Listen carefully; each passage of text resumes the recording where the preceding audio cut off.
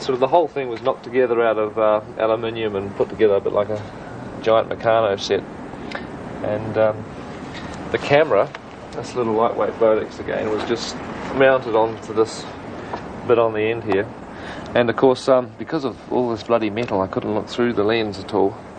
And all the crane shots were done by pointing the camera in the general direction of the actors and just hoping for the best. But if you use a wide-angle lens, you usually get away with that sort of thing. But sometimes the camera must stay with the action. This is another bit of gear that I built for the film. It's called a Steadicam. And normally if you buy a proper one, they're about 40 or 50 grand, but this one cost about 20 bucks. And it sort of works basically the same principle, where you can move the camera around, follow people while they're running, and get more or less steady shots, because it's a spring-loaded thing.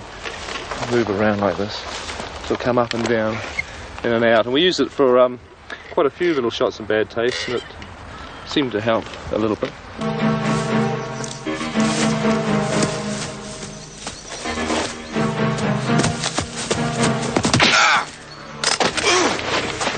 The next big challenge was to come up with ideas for workable and cheap special effects to be used in the on-screen action.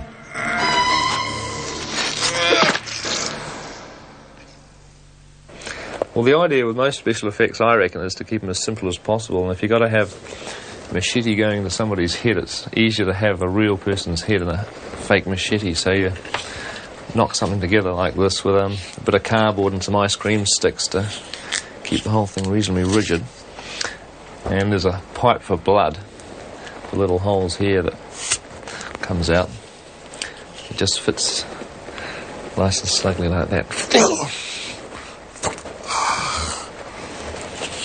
And we used quite a few simple little props like that. There's another one here actually with a mallet that had to be whacked against somebody's head, so just made a block of sponge. You can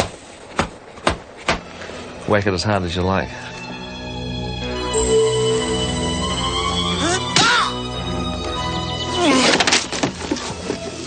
Peter Jackson's ability to create realism at next to nothing cost also went into building an arsenal of weapons.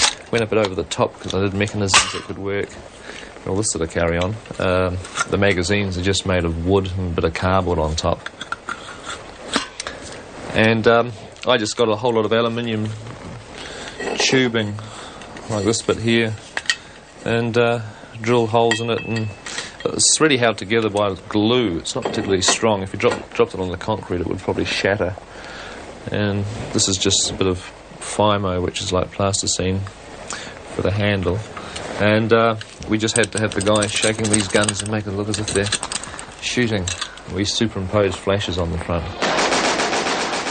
To an industry used to multi-million-dollar budgets, these achievements might well be sickening. And the film went on to create its own on-screen nausea. Well, in the middle of Bad Taste, there's a scene where a guy is incredibly sick for a long time. And there's a character that's played by me, but I had to make a rubber head so that we could get the stuff coming out the mouth endlessly. So the way that we did that was I got this bowl of a dental stuff called alginate, which they used to make molds of your teeth with, but I filled a great big bowl with it, and the stuff sets in about a minute. So I took a deep breath and stuck my head in the bowl and then pulled it out again, gasping for breath after a minute, and I poured plaster of Paris in to get this effect here. I had to have this expression on my face the whole time. And from this I was able to make a plaster mould, negative mould, and we ended up with this, which is the head, and it's a puppet.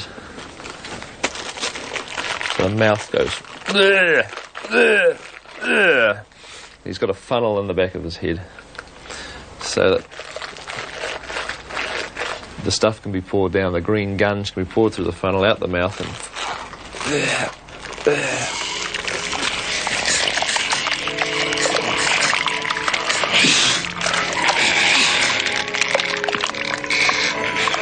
horror, science fiction, and splatter. The audience couldn't be sold short. We had to see the aliens in their true colours.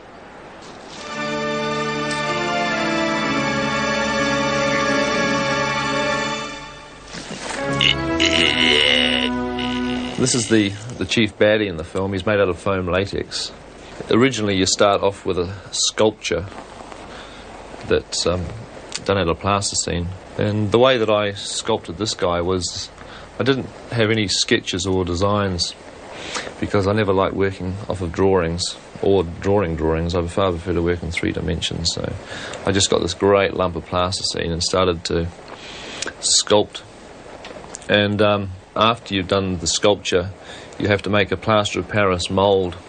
And in this case, it was in about 5 or 6 sections. And then that has to be filled with foam latex, which is like a creamy material that is whisked up in a cake mixer and poured into the moulds, injected into them. And then it's got to be baked in the oven.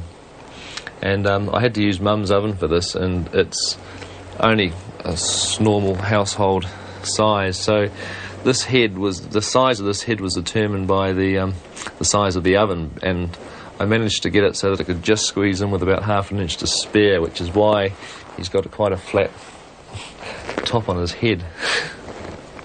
I'd have a menu planned for the meal that night, you know, using the oven, and quite often we'd have to end up by having sausages or something under the grill because he'd want the oven for his baking. He used the oven a lot, and the whole kitchen actually used to take over to make his moulds. The latex moulds were laid over fiberglass, with wires to control the lips and give the appearance of speech. You 3, kill them. The rest of you